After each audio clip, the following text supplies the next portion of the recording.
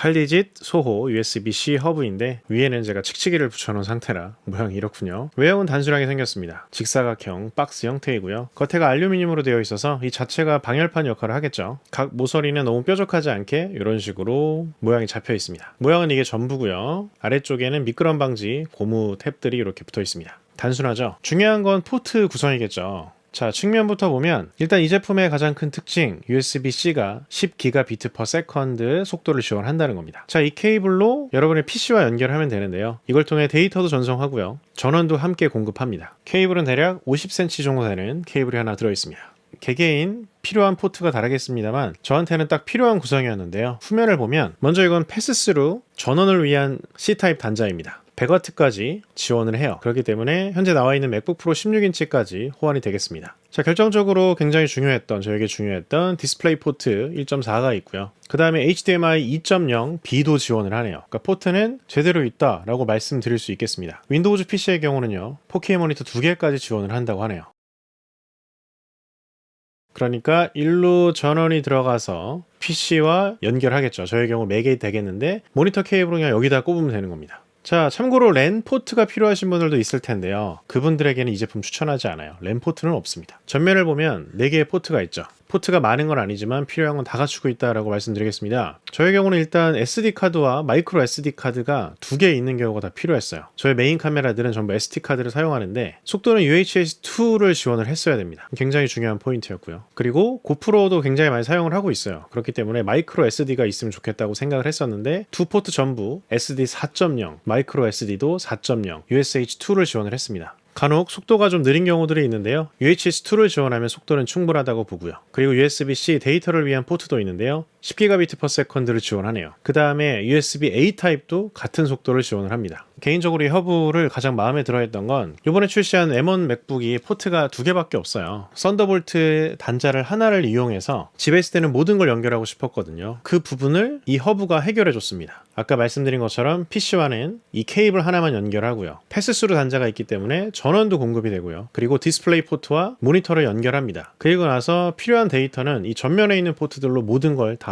원활하게 자료 이동을 할 수가 있었어요. 그런 이유로 집에서는 이것과 맥북을 연결하면 포트 하나가 오히려 남게 되더라고요. 그런 면에서 아주 만족스럽게 사용하고 있는 제품입니다. 이 소호 제품을 사기 전에 고민했던 독이 하나 있습니다. 같은 제조사 칼디짓의 TS3라는 제품인데요. 이건 맥과 썬더볼트로 연결이 돼서 이렇게 다양한 포트를 구성할 수 있다고 합니다. 전면에도 이렇게나 많고요. 후면을 보면 그 포트 수가 엄청나게 많아요. 그렇지만 막상 각 포트가 실제로 사용하는 속도는 10Gbps/s나 5Gbps/s여서 실제로 사용하는 포트의 속도는 소호 제품과 큰 차이가 없더라고요. 그리고 결정적으로 저는 이렇게 많은 포트가 필요하지는 않았습니다. 물론 이렇게 많은 포트가 필요하신 분들에게는 이 TS3라는 것도 상당히 추천하고요. 독이나 허브 관련해서 그래도 관심 있게 보신 분들은 벨킨의 어떤 제품과 이 제품을 이런 종류에서는 끝판왕으로 보시더라고요. 어쨌든 그랬다라는 거 살짝 말씀드리고, 결론은 저에게는 이 정도 포트 구성이 적당했기 때문에 이 소호 제품을 구매를 한 거고요. 어떻게 PC와 구성하고 있는지를 말씀드려보겠습니다. 일단 저 허브가 뒤집혀져 있죠. 그 이유는 M1 맥북 포트가 왼쪽에만 있어요. 그래서 케이블 길이가 50cm 정도라서 이런 식으로 연결해서 사용하고 있었습니다.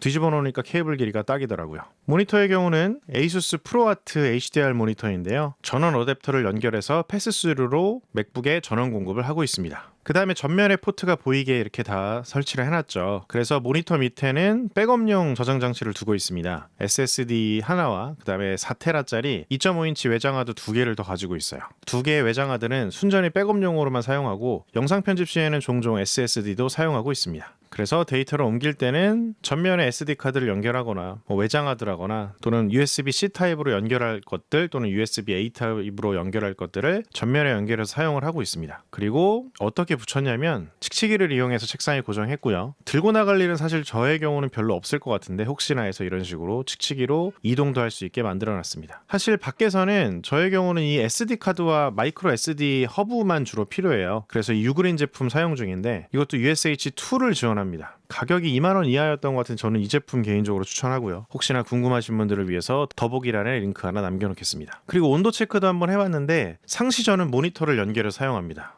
4K 모니터 상시 연결해 놓는데요. 한참 사용하고 측정한 온도예요. 한 40도 초반을 유지합니다. 살짝 뜨끈한 느낌이 없지 않은데요. 외부 전원 연결하거나 또는 이제 모니터까지 연결할 경우는 이 정도 발열이 유지된다라는 것 말씀드리고요. 그 다음에 이제 속도 체크도 한번 해봤어요. 저의 경우는 주로 SSD와 UHS-2 속도를 지원하는 이제 SD 카드를 주로 연결해서 사용하는데 속도 측정을 한번 해봤습니다. 요거는 이제 SSD 속도인데요. 읽기의 경우는 400메가 가까이 나오고 쓰기는 한 350메가 정도 나오는데요. 실제 SSD가 최대 읽고 쓰기가 한 400에서 450메가 정도 나왔던 걸로 기억을 하거든요. 최대 속도를 지원하지는 않더라고요. 아마도 모니터가 상시 연결되어 있어서 이런 게 아닌가 싶기도 한데 물론 속도 저하가 아쉽긴 합니다만 이 정도 속도가 나오고 있다는 거 말씀드리고요. 그 다음에 이제 V90 속도를 지원하는 SD 카드 연결했을 때의 속도인데요. 쓰기는 200메가, 읽기는 한 240메가 정도 나오더라고요. 저의 경우는 주로 데이터를 옮기고 편집을 하기 때문에 읽기 속도가 중요했는데 그래도 최대 속도 가까이 속도는 지원해주고 있었습니다.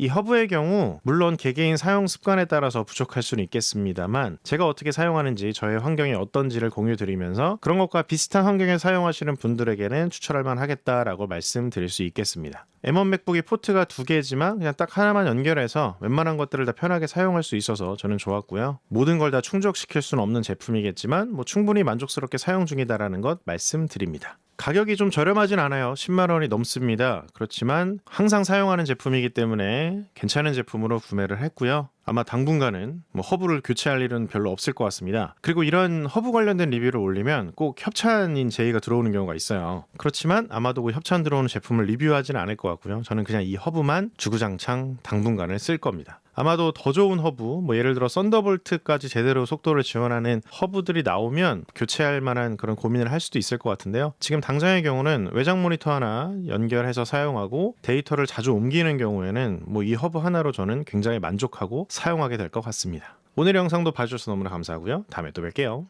빠이염.